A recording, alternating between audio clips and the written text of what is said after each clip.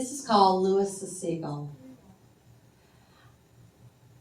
Many years ago, I lived in Texas, and I went to Corpus Christi, and I went on a women's retreat. And at the retreat, the lady that was in charge, she said, I want you to start out early in the morning, and I want you to take a Dixie cup, and I want you to take some grains of sand and some seashells, and then come back to tell the group something that you learned.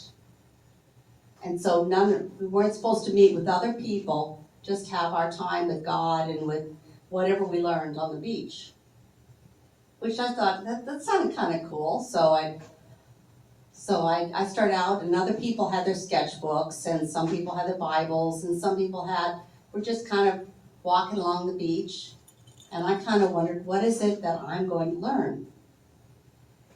And all of a sudden I saw this small group of seagulls.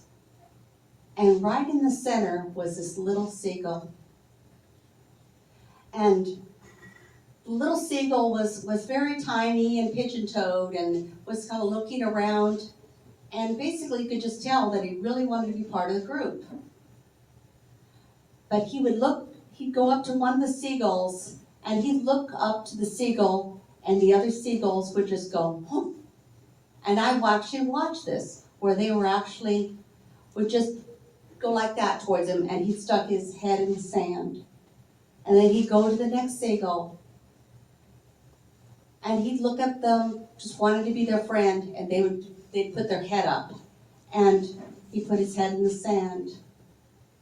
And I watched him go around the whole group of seagulls, and none of them acknowledged him. None of them wanted to be part of him, because he was just a little seagull, and he was just pigeon-toed, and he didn't look like them. After I saw him go around the whole group, I saw that he just stopped. And I kind of wondered, what's he going to do? At that point was when I called him Lewis. So I thought that'd be a good name for him. And all of a sudden he just stopped for the longest time. And it was like something within him said that he could fly. And all of a sudden, I started seeing him do this. He started moving his arms. And then he started going faster and faster and faster. And he started going around the group and was just trying to fly.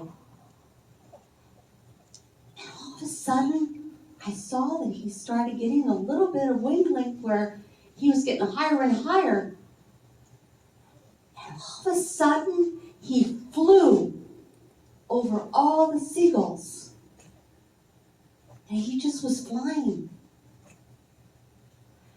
And they looked up at him and was like, wasn't that little seagull that we were making fun of?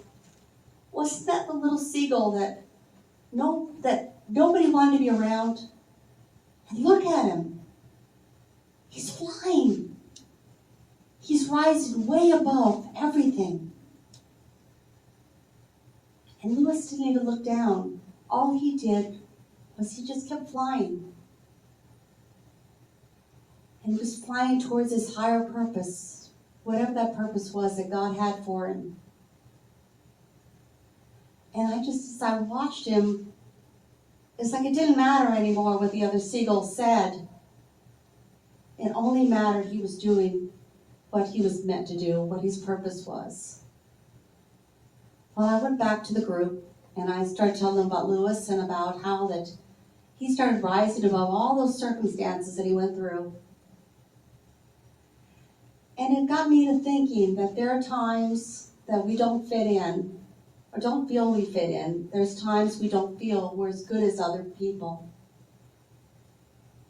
And Lewis felt that way too. But something within him and something within us tells us we can still fly. We can still rise above whatever circumstances, whatever thing we're going through.